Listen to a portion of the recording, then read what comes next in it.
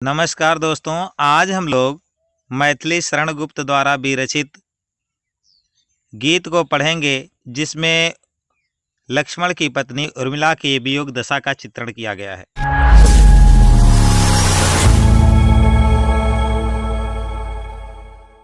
तो देखिए दोस्तों, पद इस प्रकार से।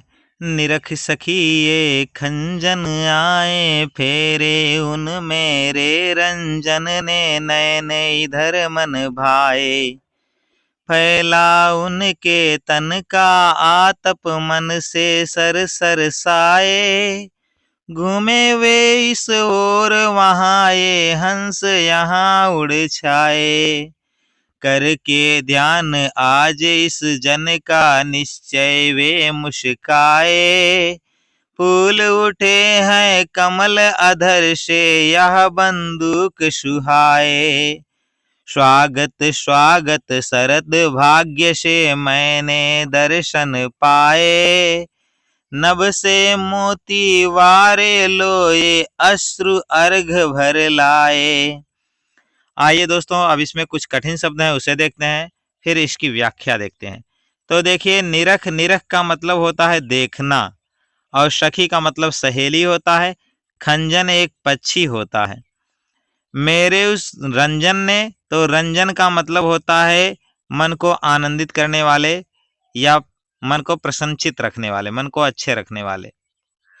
नयन माने नेत्र होता है, तन माने शरीर होता है, आतप माने प्रकाश होता है। फिर आगे है सर माने होता है सरोवर, और सरसाए माने होता है हर्षित होना, अच्छे लगना। फिर हंस का मतलब होता है हंस ही, उड़ आए छाए, उड़कर आए हुए हैं। ध्यान का मतलब होता है याद। जन माने मनुष्य होता है, निश्चय माने निश्चित ही, मुस्काए माने मुस्कुराना होता है। अधर माने होठ होता है। बंदूक एक फल होता है। सुहाए माने फूल होता है, सुहाए माने सुशोभित होना। शरद ठंडी की ऋतु को कहते हैं, और दर्शन का मतलब होता है देखना। मोती वारे, मोती को न्यौछावर करना, वारने का मतलब क्या होता है, न्यौछावर करना। अश्रु माने आंसू होता है, और अर्घ्य माने होता है पवित्र जल का अर्घ्य देना, जल चढ़ाना ईश्वर के लिए। तो इस तरह से आप देखें कठिन शब्दों का अर्थ, अब देखेंगे व्याख्या जो इस तरह से है। आइए उसको देखते हैं। देखिए, पहला पद है निरख सखी ये खंजन आए। इसमें उर्मिला अपनी वियोग दशा का वर्णन करती हुई कहती हैं, जब लक्ष्मण राम के साथ वनवास चले गए तो उर्मिला अपनी सखी से कहती हैं कि हे सखी, देखिए ये खंजन पक्षी उड़कर आए हुए हैं, फेरे उन मेरे रंजन ने नयन इधर मन भाए। निश्चय ही मेरे मन को आनंदित करने वाले, मेरे मन को अच्छे लगने वाले मेरे प्रियतम ने जंगल में उत्तर दिशा की तरफ, अयोध्या की तरफ मुंह किया होगा, इसीलिए ये खंजन पक्षी यहाँ पर उड़कर आए हुए हैं, और इन्हें आप देख सकती हैं। आगे वर्णन करते हुए उर्मिला कहती हैं, फैला उनके तन का आतप मन से सर सरसाए, और निश्चय ही उनके शरीर का प्रकाश जो है फैला हुआ है, इसीलिए मेरा मन रूपी सरोवर जो है वह आनंदित हो रहा है, हिलोरे मार रहा है, प्रसन्नचित हो रहा है। आगे वर्णन करती हुई उर्मिला कहती हैं, घूमे वे इस ओर वहां ये हंस यहाँ उड़ आए। आगे उर्मिला कहती हैं, निश्चय ही वे आज अयोध्या की तरफ घूमे हुए हैं, उत्तर दिशा में घूमे हुए हैं, इसीलिए ये हंस नामक पक्षी जो है उड़कर यहाँ पर आए हुए हैं, जो यहाँ टहलते हुए तुम्हें दिखाई पड़ रहे हैं। हे सखी, इन पक्षियों को तो देखिए। आगे वह कहती हैं, करके ध्यान आज इस जन का निश्चय वे मुस्काए।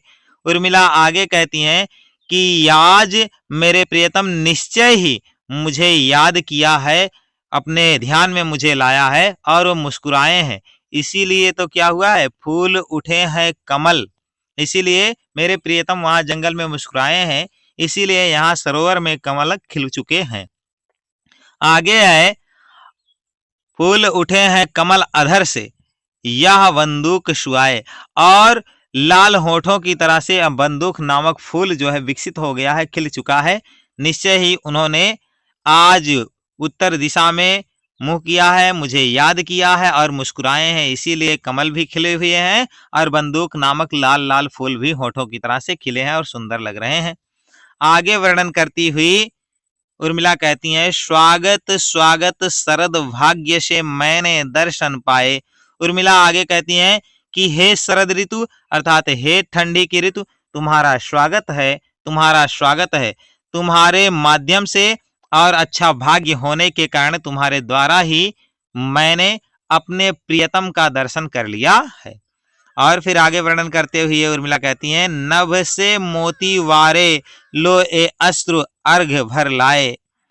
आगे उर्मिला कहती हैं कि मैंने अपने अश्रुओं को पवित्र गंगा जल के अर्घ के रूप में न्यौछावर कर दिया। ठीक उसी प्रकार से जैसे ओश के बूंद के रूप में आकाश ने अपने मोतियों को न्यौछावर किया, अर्थात जैसे आकाश ने ओश के कणों के रूप में, ओश के बूंदों के रूप में प्रातः काल के समय ठंडी की ऋतु में ओस रूपी मोती को न्यौछावर किया है, छोड़ दिया है, वैसे मैंने अपने आंख से पवित्र अर्घ रूपी अश्रु को छोड़ दिया है। इस तरह का वर्णन किया गया, अर्थात वियोग में उर्मिला रो रही, इस तरह का वर्णन है।